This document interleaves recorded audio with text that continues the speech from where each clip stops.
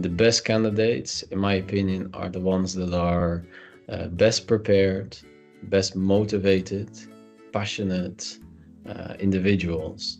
It's always refreshing to speak to somebody where you've presented the job to them and they have actually already spent 2 hours investigating the company, and they have questions very specific to this job, to this company, to their profile, and they're trying to find this match. Sometimes, obviously, where we have moved obviously from COVID into kind of a digital world, a lot of people when they interview don't have the same standards as they used to, if that makes sense. So I've had a few candidates that have turned up to an interview unprepared and things like that, because obviously it seems less formal.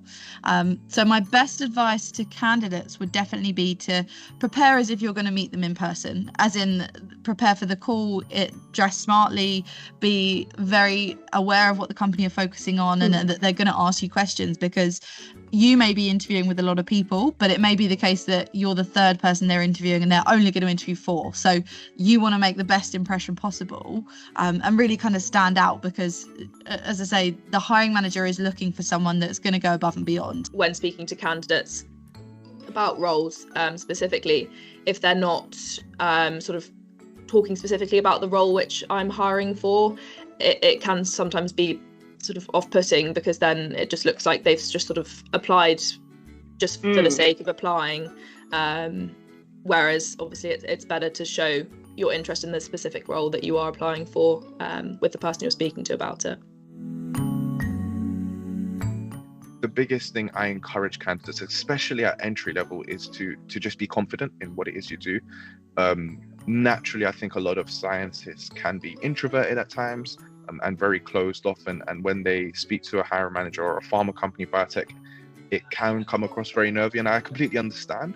But I think if you know you have the skills, I think be confident in your ability, and companies will see that.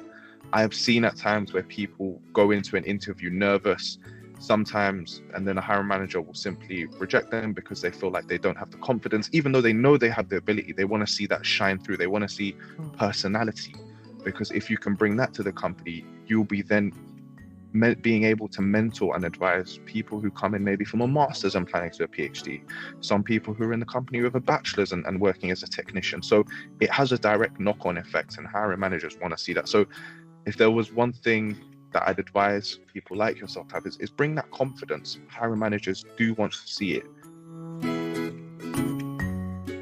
I think the biggest thing that I look for, and hiring managers will look for, is let's say in context. A lot of hiring managers, from a candidate, they don't like hearing "we," because it maybe shadows what an individual has done or solely contributed. When hiring managers, and even myself here, we did this or we accomplished this, it potentially undermines what that individual actually contributed. For example, you could have been a leader in an immunology project, but the fact that you're saying "we," I don't know who led it, who done the biology, who led the team. It could have been someone else. So then it makes me think, okay, were you at the back of that project or just solely helping a little bit while everyone else was contributing a lot? I think that's the best way to get yourself seen in the best light, because once you step into industry, yes, you'll have a hiring manager who coaches and mentors you, but you won't have someone who's looking over your shoulder and essentially telling you how to do your job. It will be on you to do it. And if you can't show that to a hiring manager or even recruiter, they would feel slightly concerned about putting you forward to a job. I think someone who is very well spoken, who is articulate in what he or she wants to do, somebody that can analyze past experiences, the good, the bad, the ugly, and utilize it in a sense of, this is what I have learned, this is what I have experienced. All humans live by trial by error. It is about how to grow from that, and then how to move on and continue looking for additional challenges. Speaking badly about previous roles and companies does sometimes look bad, obviously if there's a reason, but I think in general it's best not to speak badly of your previous roles.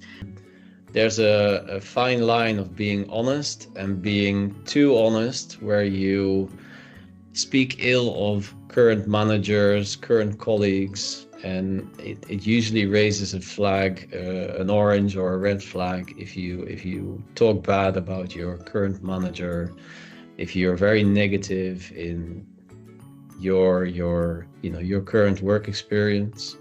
There's a fine line between saying, hey, I'm ready for a new challenge and this is why. I want new challenges, or I'm really bored at work. My manager is horrific. I don't like my colleagues. I actually don't like working with people. Those are, the obvious ones.